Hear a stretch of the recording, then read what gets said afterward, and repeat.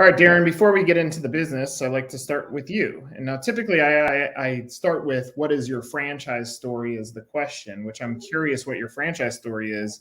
But even the fact that you end up here, I looked at your background and I think you have a fascinating pathway to being in sales. So tell me your story. Let's start with that. Wait, so not the franchise story first, just the regular story, right? Start with your story. Yeah, your story. Yeah, it is kind of a fascinating story. So my background is in TV broadcasting. And so I spent like 30 years, TV stations all around the country, and doing a wide variety of things. As part of that, I was trying to be a high energy and, person. And I wasn't selling things, but sometimes we would have guests on and we would be promoting things, et cetera. And I had a couple times where I had a general manager come to me and say, Darren, you really should consider going into sales. I'm like, I don't want to do sales. Sales is, like a used car salesman. It's that perception. And the general manager, multiple times, they would say, the highest paid people in the building are not the people on the air. They're not anchors and reporters and hosts and stuff like you. They're the people out there selling sales. People driving out of the parking lot right now in fancier cars than you'll ever own. Those are the people who make all the money. I'm like, no, I don't want to do sales.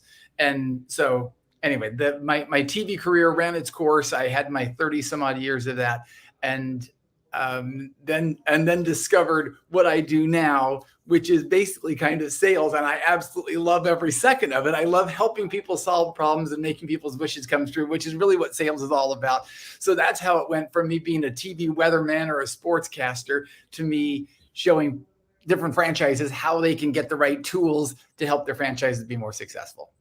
All right, so now to the franchise side of the story. You fall into franchising naturally because of what the product offers. What was your perception of franchising going into, especially on the TV news side? What was your thought on franchising? I really didn't. I didn't really have a lot of thoughts about franchise. I mean, I was aware of franchise. I thought they were great. That's, a wonderful thing, but I hadn't really delved much into it. There were a couple times when I was doing TV interviews for one portion of my broadcast career. It was like a daily lifestyle type show, and we would have guests come on, and sometimes a guest would essentially purchase a segment on. And so sometimes there were people who were come on as franchisees. And so I would work with them and I'd say, what's the message that you want to give out here? How are we trying to do this? What's a call to action? What's a lead magnet? What's a good compelling message? And so I would coach them on how to get that messaging and the marketing out there. But it wasn't super involved. It was just like, a passing glance and helping them when I could, but I wasn't super into the whole franchise thing because I was moving from there to going to figure out how to make a creme brulee or how to teach your kids to practice the piano or whatever the next segments on that were after that. So it was just sort of more of a casual brush with the whole franchise industry. Well, I'm fascinated by that side of your career too, because on part of our business, it's the marketing side, and we do traditional PR and content. And I came from journalism. I hated PR people. I hated when they called me and asked if I saw their press release. And what's interesting is here, you're actually advocating for the franchisee to say, like, hey, figure out what your call to action is. We're not idiots. We know why you're on here. You're not on here just for the goodness of teaching us how to make chicken wings. You actually want to sell something. And so you would fall under the rare category of that, because at least when I was working in traditional news at a newspaper, advertising and editorial did not get along. Advertising would come over, hey, we sold another car ad. We need more editorial. Editorial would say, get out of here. We don't write news based on what you want. And so now a lot of that has changed and evolved in the way that we tell stories, and partly because the news has evolved that you can get your news on Twitter or Facebook right now and not have to wait until 5, 6, or 7 o'clock to get your TV news. So everything has shifted anyway, and you already had that mindset. Yeah, and there's sort of a little bit of a shift. So much of the TV industry has changed, and it's sort of like the idea of product placement in movies and an Instagram influencer who will promote a product or whatever.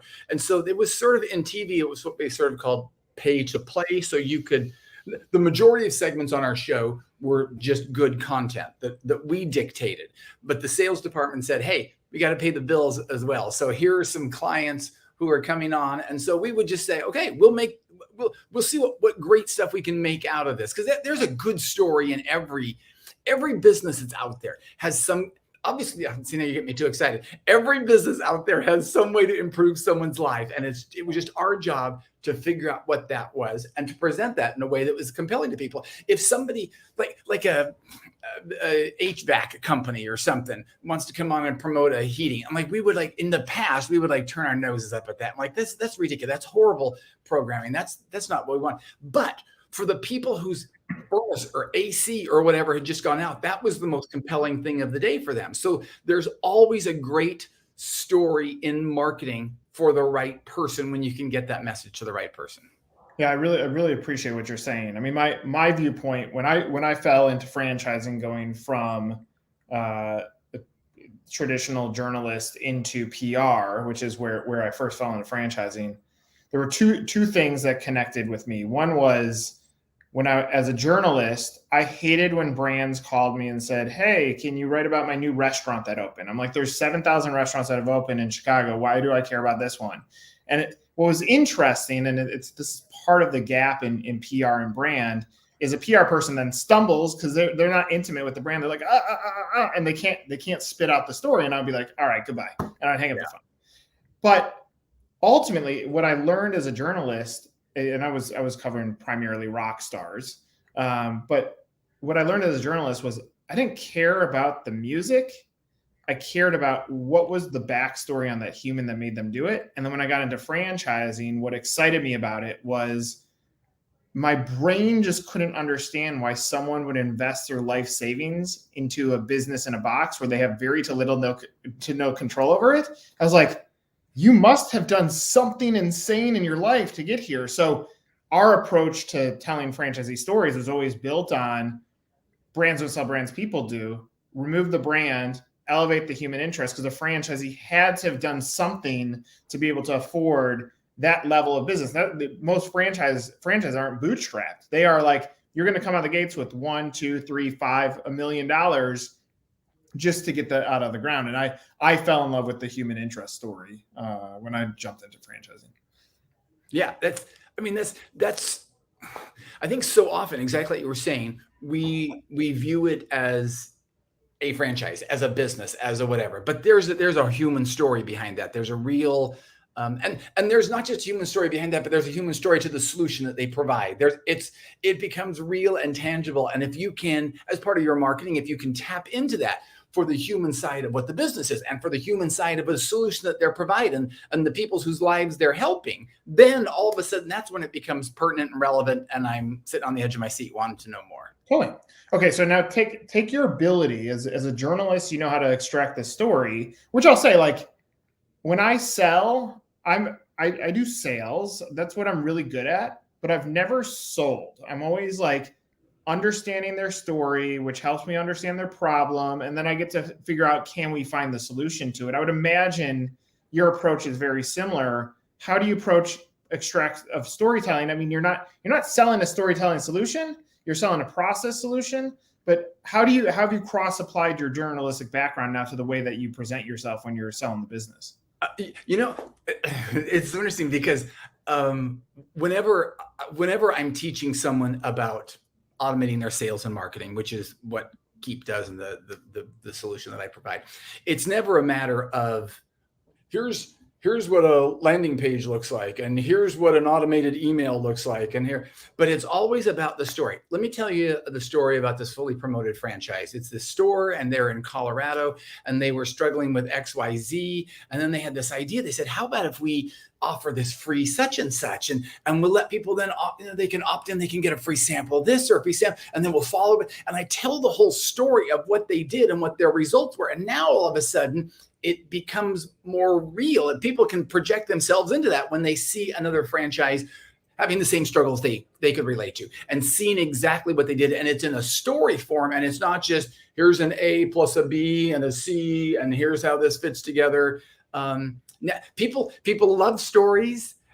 That's how people remember. And the more detail, I have a couple of things here. People remember things through stories, and the more details you give in those stories, then the more they project themselves into that story. So if I'm going, I can just say, hey, there's a store that does the such and such. But I say, no, let me introduce you to Betty, and she has a little store out in Fort Collins, Colorado. And here's a picture of it. It's a little strip mall. And the more I do that, then all of a sudden people are drawn in, and then they're listening to it because it's now become a story that they can relate to, that they can say, oh, I can associate with that. That's the same kind of problem I have, and I can see myself in that person's store and their shoes, all that kind of stuff. And that's the power of storytelling to help people. I don't want to say to sell. It's the power of storytelling to help people see solutions that they want to get. Yeah, exactly. I mean, look, and that's where you clearly have a widget that you're proud of, but above the widget, like, and technology will help solve some of the challenge, but you're talking about a small business owner who's in Colorado, who has a challenge, and they're using the technology to solve it. You're not talking about the technology that happened to be deployed in Colorado by a human. Like the reverse process. And it's probably the way that most CRMs sell. So I would imagine your biggest gap in business ends up being awareness within franchising. It's not hard for you to sell it once you get a lead in. It's about building the awareness of what you guys do, because there are competitors in the space. Yeah. I think, and just to back a little bit of what Keap, the company I work for, the Keap does, it's automate sales and marketing for franchises and small businesses that need to do that. So most of the time, someone doesn't even understand that they need to do such process. But what we have to walk them through, we have to say, here's what marketing looks like in today's day and age. Here's what people are doing. Here's what big companies are doing, and what you should be doing as well. You capture leads. You build relationships. You nurture those relationships. You teach those people. You make offers to those people. You stay in touch. It's all about relationships, and you do that. It's impossible for you to do that on your own. So you can automate that whole process, and you can do that. Now, and we love it when we come in with a franchise where a franchise says, "Yeah, we have 100 franchises." And we want them all to do what we're telling them to do, but none of them are doing what we're telling them to do. No one's building those relationships. They're all just going through the routine and the motions every day. Where if we can build like some templates, so the franchise create some big master campaigns, and they say, okay, now we're going to give this to each one of the franchisees so that they can have these to do this well. It makes it more powerful for them to actually make sure the individual stores or shops or whatever are actually doing what they're supposed to be doing, because it's been done for them. They've said, it's not just like, here's product and here's the systems you do. It's like they've actually given them the templates and the content and the copy, and it's just so much easier for the little store in Wichita or the little shop in Twin Falls or whatever to do those things, because now they have the resources to do the marketing that they need to do. I mean, I love it. I mean, the one thing that the way that you tell your story and the way that I see your site, and obviously I know you're only in charge of so much, but we've talked so much about people, and I'm like, everybody sells technology. What would this look like if it wasn't that, and it was the small business owner who you shared their story of on how you change their lives? And so you see very, very stock images throughout this. And I think Darren, you have the secret. You know how to do storytelling. That's where you came from. What would it look like if you cross applied that to the way that you're presenting this on first point of impression? I think it would make a huge difference in the way that you guys are telling the story, because I do think every CRM or any competitor in the space of marketing automation, I could probably put their logo on your site, and it's the same website. So what would happen if you lifted up human stories and took your journalism background and used that as leverage point? Yeah. Why don't you talk to our marketing department about that? I heard the sigh, so I get it. That's a big sigh. So I am very I don't want to say siloed, but I work on a small elite team that works with our franchises, and I'm at an event today where it's a live event, and small business owners and entrepreneurs have come together, and so that's my niche, that's my forte. When I can get on a stage, when I can do a presentation, when I can tell stories, and I think. Exactly. The case in point of the website. The website's kind of sterile. I shouldn't be saying this. Someone's going to hear me saying this. I'm going to lose my job. It's kind of sterile. It's kind of innocuous. It's exactly like you said. You could put someone else's different logo on there, and it's not. They even. Oh, I shouldn't. You were getting me so much trouble because I'm like. Or Darren, I'm going to get you promoted because. You're going to have the secret. You're going to go back and say, look, guys, I present on stage and I get people. It's all, you're a professional speaker. You get on stage, you get people excited. You're probably not getting them excited about CRM. You're getting them excited about business growth and personal growth and shortness of life and understanding like meaning and purpose. And then you get off stage and they go to your website. They're like, wait a second. This doesn't excite me. But blocking and tackling aside, like the reality is great. There's tremendous technology companies. And I would imagine you work for one too. I can see it on the dashboard that you're setting up a great journey. But ultimately, if it's a marketing team or a technical founder who is like, this is what we sell. It's like, yeah, but if you go 1 inch different from everybody else that's in the space, imagine what that would be like. You don't have to answer that. You don't have to. I don't get you in trouble. I was going to say they even they had some marketing thing where they had some image. You mentioned stock photos, and they had an image of a cute young girl as if she's like an entrepreneur, or she's a franchisee or something like that. She's got a shop or a store somewhere, and she had like pink hair. And like, no offense to anybody who has pink hair, but I don't look at that and say, "Oh, that's me there." I mean, because in doing your marketing, you've got to have something that people can relate to. Like, oh yeah, that's a story I can relate to. That's someone I can relate to. That's a pain that I can relate to.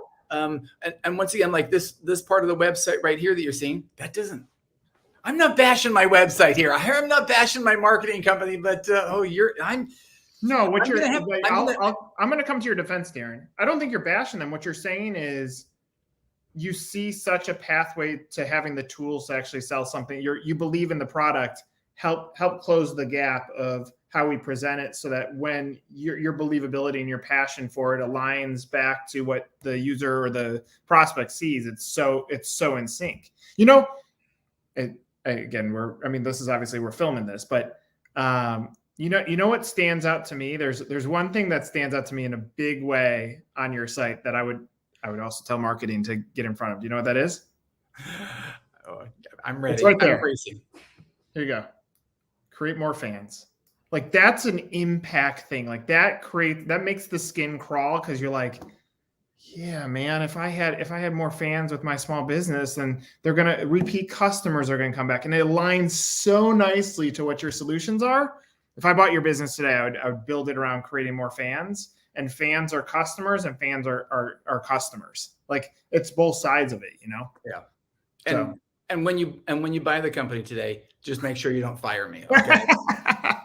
I mean, you're out on the road. You're living in a hurricane. How could I fire you? I will tell you though, the whole thing about creating fans, that is exactly what Keap does. And it does that through automation. So I was just listening to this event I'm at here, and someone was just talking today about that same kind of thing. It is not just getting customers, but it's getting people and building the relationship. Somebody had done a presentation and went on a podcast, and there were like 13 million downloads of the podcast, and he had offered a free lead magnet type thing, and he was planning on like 40,000 downloads of his free lead magnet opt-in for whatever. And he literally got like 30. And it's because there wasn't a relationship built there. And relationships are how you grow business. That's the whole thing with fans. That's when you're creating fans, you're creating relationships with people. And a franchise is not a store. It is not an independent just entity on its own. I mean, anybody who's invested their life savings, you got to believe that's more than just a store.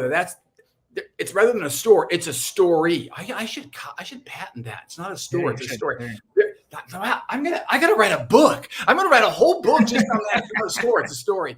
But if you can connect with the people so that they don't just view you as a carpet cleaning franchise or a daycare franchise or a cookie franchise, whatever, if they can realize that they're your fan because there's a story, and you do that through automated marketing, you do that through email nurturing, their text automation, through building the relationships that way that you will not be able to do on your own unless you can get the right tools out there to be able to do it in a personal way. Don't do it in an automated robotic kind of way. Come to my store and buy from me.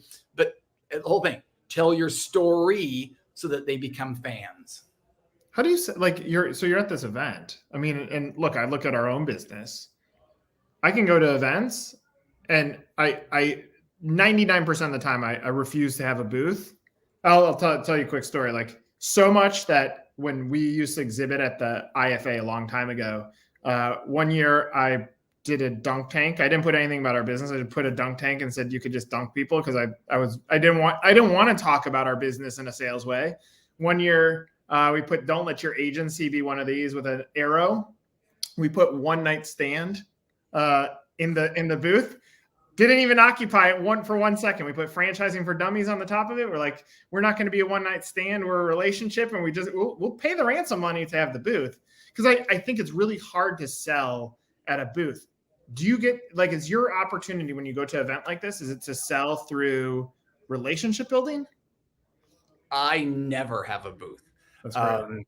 If there's an event where they say we have a booth, I'm like, I'm not interested in that. Yeah. If I can't teach and educate and inspire and motivate people, then I'm not part of it. So I will only take part in an event where I can get on a stage, where I can be part of it's not like an expo with a bunch of booths. In fact, we basically will not take part in expos because nobody takes action from an expo. But if I can get on a stage and I can tell you stories, and I can tell you stories of fans, and I can tell you stories of how lives were changed because they had a story and not just a store. If I can communicate those to you and I can show those to you, then all of a sudden you're like, yes, I catch the vision here. This isn't me walking by a booth and picking up a brochure and picking up some piece of swag and walking on. This is becoming immersed in the story and building the relationship. So it's the same kind of thing. That's how we sell Keap, is through story building and relationships and creating fans. And that's the exact same principle we teach people to grow their business, is that same thing in building relationships and creating stories and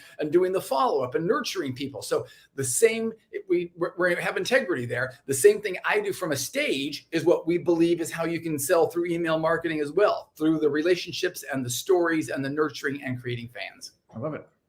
All right, let's close on this. There's a ghost that has been entertained by our discussion. Hopefully not your boss that's pissed about it. Again, I'm advocating for Darren. Darren should get promoted. Promote him. He knows what he's doing. And if not, I'll be. You can hire me here in the next month. We're hiring too, so okay. we're good. Talk to the ghost. Tell them what you want them to know about Keap. Keap is the gold standard, single greatest tool to help you create fans and grow your business. The whole way the industry is built nowadays is by you building a list. Whoever has the biggest list, not just a list, we'll start with this. Whoever's the biggest list is going to make the most money. Now, that list is the start of that. And you turn that list into money by building relationships, by nurturing those people, by creating a follow-up. So they feel like they know you, like you're watching out for them, you're taking care of them. And you do that through automated emails that make sure that you're top of mind, so that they don't just, they stop in the store and they sign up for something and they get one email and never hear from you again, or maybe once a year, or whatever. No, but you're actually providing good content for them. This is the whole principle behind this. You're providing good content, you're teaching, you're educating them, you're helping them solve their problems, so that at some point they say, I need to have my carpets cleaned, I need to have my car fixed, I need to be able to have this, whatever it is. And then you're the one they think of because you all along helped them and nurtured them and grew that relationship. So you do that through landing pages, through opt-in pages, through follow-up email campaigns, through text campaigns, all that stuff. You have a list in your CRM. You have that list segmented. Here are the people who bought this. Here are the people who've never bought. Here are the people who came in through this landing page. Here are people who came through an expo, whatever. You know your people. You can build the relationships and you can help them and solve their problems. And that's how you grow your business. Whether you're in charge of a franchise and you want to make sure all your franchisees are doing that, or whether you're an individual franchisee and you think, I just need that for me. That's how business is done today. That's how businesses grow. It's with the follow-up and the relationships and the creating fans. You just pushed a button in me and I then just went off on it. So, okay. There we go. Darren, I loved hearing your story. I love your background. I mean, any journalist that leaves and goes to some sort of dark side is a good journalist by my mind. Appreciate you sharing your story. And look forward to seeing where it goes. And I think you're onto something. I'm gonna watch this website change over the next few weeks. So I know you're onto something. So yeah, Darren, I'll give them a call. I don't know if they'll take my call, but maybe the connection will be down on the hurricane. They'll never get my information anymore. Hey, that's okay. Or maybe we'll hide it. We'll just rename the podcast. So for Darren, I'm Nick. This is another episode of Meet the Supplier.